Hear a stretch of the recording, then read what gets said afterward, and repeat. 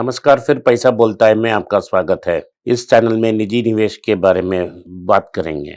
निजी निवेश का एक इम्पोर्टेंट पहलू है कि इंटरेस्ट रेट्स क्या होने वाले हैं। इंटरेस्ट रेट्स ग्रेविटेशन फोर्स जैसे एक्ट करती है।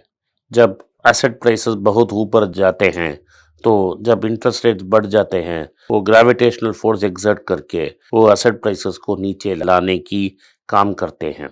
लेकिन ये एक सोशल साइंस है, इन्वेस्टमेंट। तो ग्रेविटेशनल फोर्स लगाने तक हमको वेट नहीं करना है। जब संकेत ही मिल जाता है कि रेट्स बढ़ने वाले हैं तो ऑटोमेटिकली एसेट प्राइसेस करेक्ट होना शुरू हो जाते हैं। सबसे अभी जो आप लोग बोलेंगे सेक्सी एसेट क्लास है आज, वो तो है क्रिप्टो करेंसी। तो बिटकॉइन का दाम 59,000 के था, $69,000 से बिटकॉइन में था। जब फेडरल रिजर्व ने अमेरिका में बोला मार्च तक हम नोट छापना का काम बंद कर देंगे और हम ब्याज बढ़ाएंगे, जो 59,000 में था वो अब गिरकर 36,000 तक नीचे आ गया है। कल रात 38,000 में था और संकेत है कि और $2,000 बिटकॉइन गिर गया है। अब 36,500 या $700 में ट्रेड हो रहा है। ये तो अभी तक कोई एक्शन ही नहीं लिया है। अभी एक्शन आने वाला है फरवरी और मार्च के महीनों में, तभी नोट छापना बंद होगा। उसके बाद ब्याज बढ़ेगा और फेडरल रिजर्व के चीफ जेरोम पाउल ने बोला हम 3 बार रेट बढ़ाएंगे। तो रेट बढ़ाएंगे वो बोले हैं, तब से ही नीचे जा रही है। सिर्फ क्रिप्टो करेंसी नीचे नहीं जा रही है, शेयर की दाम तो नीचे हो रही है। अमेरिका में सभी बड़े कंपनियों का दाम लगभग 10% नीचे है। एक टाइम में फेसबुक का दाम 20% नीचे था पीक से। इन सब की विषयों के बारे में हमारे साथ चर्चा करने के लिए हमारे साथ अनीश गुप्ता जी हैं। अनीश गुप्ता एक चार्टर्ड अकाउंटेंट हैं, वैल्यूएशन करते हैं और इसके बारे में सब कुछ जानते हैं। आइए हम उनके विचार के बारे में सुने। नमस्कार। नमस्ते। दुनिया भर में ब्याज दर बढ़ने वाला है, अभी बढ़ना शुरू नहीं हुआ है। जब भी दुनिया में आशंका या मुसीबत आती है, हमेशा फेडरल रिजर्व, ईसीबी या भारतीय रिजर्व बैंक सब लोग नोट छापते हैं। नोट छापने के कारण सिर्फ अमीरों को फायदा होता है। ये आप क्या सोचते हैं इसके बारे में? नोट छापने से सिर्फ एक वर्ग को फायदा होता है, जिसके पास ऑलरेडी एसेट क्लास हो। नोट छापने से क्या होता है, नोट का वैल्यू गिरती है, हार्ड एसेट्स का प्राइस ऊपर जाती है, इन्फ्लेशन है, मुद्रास्फीति है। आप देखिए तो गोल्ड का दाम जो 1972 का मेरा बिल है, 50 साल पहले का, लगभग 50 साल के पहले का बिल है मेरे पास। गोल्ड का दाम तो 27 रुपया 1 ग्राम था। आज का गोल्ड का ग्राम लगभग 5,000 छूकर थोड़ा कम हुआ है। तो इसी का एक ही कारण है कि रुपया का दाम नीचे गिरता गया, डॉलर का दाम नीचे गिरता गया, क्योंकि डॉलर या रुपया प्रिंट करते करके प्रेस टाइट हो गए, प्रेस टायर्ड होके बंद हो गया। इन दिनों तो प्रेस भी नहीं चलाना है, कंप्यूटर में एक बटन दबाने से काम हो जाएगा। कि रिजर्व बैंक ने बोला एसबीआई में क्रेडिट करो, तो एक बटन दबा दिया, लाखों करोड़ों का रुपया का क्रेडिट हो जाता है। फेडरल रिजर्व ने बोला $1 ट्रिलियन क्रेडिट करके बॉन्ड खरीदो, तो ऑटोमेटिकली बॉन्ड खरीदा जाता है, पैसा क्रिएट हो जाता है। तो ये पैसा इकोनॉमी को ठीक करने के लिए छाप रहे हैं, वही फेडरल रिजर्व बोलती है, रिजर्व बैंक बोलती है। लेकिन ये पैसा बैंक के जरिए नीचे आके गरीब या मिडिल क्लास के पास आना चाहिए। कैसे आएगा? लोन के द्वारा से आएगा, लेकिन वो अक्सर नहीं आता है। क्यों नहीं आता है? फेडरल रिजर्व जब पैसा देती है बैंक को, वो एक गवर्नमेंट सिक्योरिटी को लेके देती है, 100% सिक्योर्ड है। सो फेडरल रिजर्व को पता है कि पैसा वापस आएगा। जो बैंक है वो ऑनवर्ड लेंडिंग करती है। जब वो एक गरीब आदमी या मिडिल क्लास आदमी को पैसा देते हैं, बिना सिक्योरिटी देती है, कोई गारंटी नहीं है वापस आएगा पैसा। सो ये मैटर है रिस्क का। जो फेडरल रिजर्व करती है वो रिस्क फ्री लेंडिंग करती है, जो बैंक करते हैं वो तो रिस्क लेंड करती है। सो हमको ये सोचना चाहिए, आपातकालीन स्थिति में फेडरल तो रिजर्व तो नोट छापता है, लेकिन कौन रिस्क लेने के लिए तैयार है? तो बैंक ये समझती है कि मैं जॉर्ज सोरोस को पैसा दूंगा, वॉरेन बफेट को पैसा दूंगा, कोई रिस्क नहीं है। मैं क्यों आनंद श्रीनिवासन को दूं या ये कैमरामैन को दूं, जहां पैसा वापस आने का संकेत बहुत रिस्की है। देयर इज नो गारंटी नहीं है कि आनंद श्रीनिवासन पैसा वापस भर देगा या वो कैमरामैन वापस भर देगा, लेकिन बफेट या रतन टाटा अपने नाम के लिए पैसा भर देंगे। इसका एग्जाम्पल मैं अभी रिसेंटली दूंगा। रतन टाटा जी ने इसको एयर इंडिया को खरीद लिया। एयर इंडिया का ब्याज 10% में था, तो उन्होंने एक कंपनी फ्लोट किया, टैलेस लिमिटेड, जो टाटा सन्स का सब्सिडरी है। उन्होंने एक टेंडर फ्लोट किया। क्या फ्लोट किया? टेंडर फ्लोट किया। जब मुझे पैसा चाहिए, मैं बैंक के पास जाके भीख मांगूंगा, मुझे पैसा दो, तो मुझे 100 शर्त लगेगा। टाटा ने क्या किया? टेंडर डाला, बोला मुझे 18,000 करोड़ चाहिए, क्या रेट में दोगे, कॉम्पिटिटिव क्या रेट है, कोटेशन दो। तो सब बैंक ने मिला के 23,000 करोड़ देने का वादा किया। रेट क्या दिया? 4.5%। रतन टाटा ने क्या किया? बोल दिया मैं सोचता हूँ, किससे लेना है मैं सोचूंगा। कोई सिक्योरिटी नहीं है, कोई धंधा नहीं है, और टाटा ने एक कंडीशन में टेंडर में लिखा है कि मैं 6 महीने के बाद ही मैं तुमको बिजनेस प्लान ही दूंगा, 6 महीने के बाद ब्याज नहीं दूंगा, तुमको ये बताऊंगा कि मेरा बिजनेस प्लान क्या है। उसको देने के लिए 4% में पैसा देने के लिए आसान है। तो ये 4,000 एयर इंडिया नष्ट में जा रहा था, 23,000 करोड़ 10% में ले रहे थे। टाटा ने बोला है मैं 18,000 का करोड़ का कर्ज लूंगा। 18,000 करोड़ 4% में सिर्फ कितना कम हो गया आपको पता है क्या? 720 करोड़। 10% में क्या है? 1800 करोड़। 100,000 करोड़ का मुनाफा टाटा को ऑलरेडी आ गया।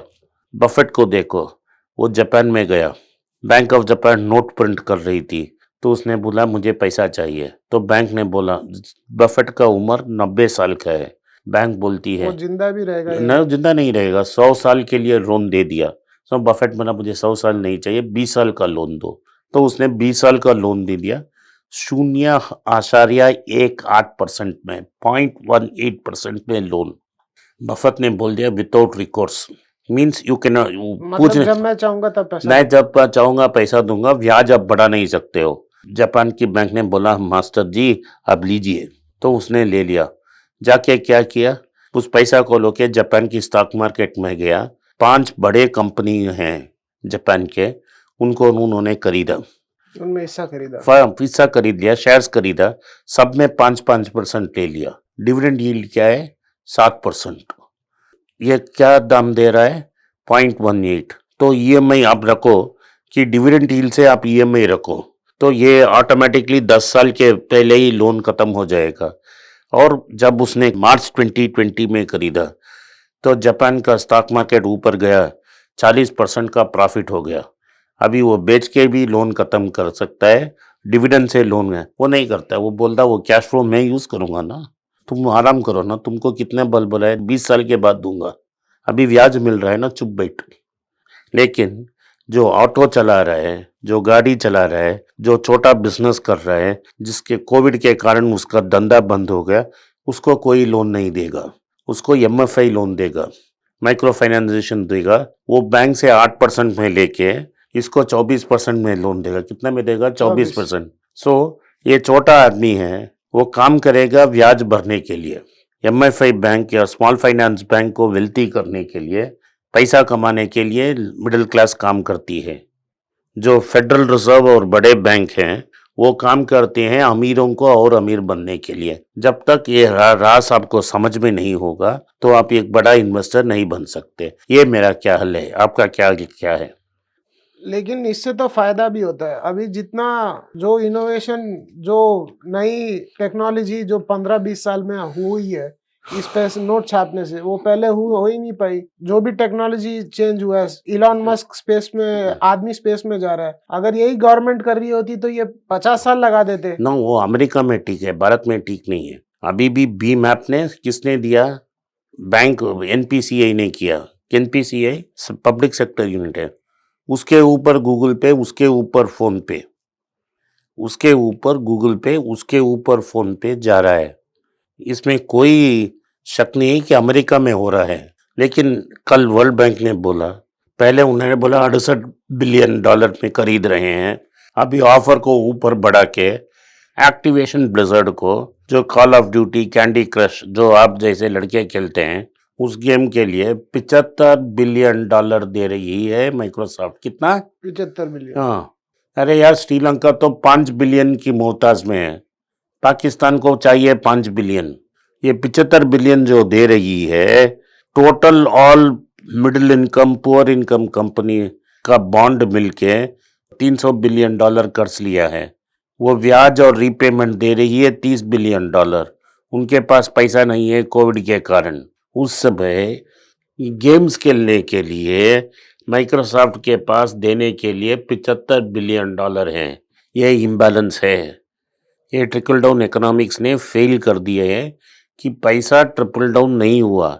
लेकिन क्यों मुद्रास्फीति इतना ऊपर चला गया? क्योंकि अमेरिका की गवर्नमेंट ने 3 बार स्टिमुलस चेक दिया, $2 ट्रिलियन, 2 लाख करोड़ 2 लाख करोड़ डॉलर में दे दिया अपने लोगों को। जो हमारे देश से गए हैं सॉफ्टवेयर इंजीनियर जो $5,000 कमाते हैं, उसको 1500, 20,000, $2,000 मिल गया। तो उसके पास इतना पैसा आ गया, वो सोच रहा है कि मैं जाके कंज्यूमर गुड्स लूँ। अभी कंज्यूमर गुड्स की शॉर्टेज हो गई है। मैंने इकोनॉमिक्स में एक रिपोर्ट देखी कि लैपटॉप, सेम लैपटॉप ना, लैपटॉप जापान में भी लैपटॉप है, अमेरिका में लैपटॉप है। अमेरिका में एक साल में लैपटॉप का दाम 10% ऊपर गया है, और वही जापान में लैपटॉप का दाम 1.5% नीचे आया है। ये कैसा हो सकता है? एक ही लैपटॉप है, सही बात है, एक ही कंपनी चिप्स बनाती है, और वही एक सॉफ्टवेयर विंडोज़ का है। कैसा हो सकता है? एक 8% ऊपर गया, दूसरा में 1.5%। जापान में किसी के पास लैपटॉप लेने के लिए ना रुचि है, ना डिमांड है, ना पैसा है। अमेरिका में मुफ्त में तुमने पैसा दे दिया, सबके पास पैसा है।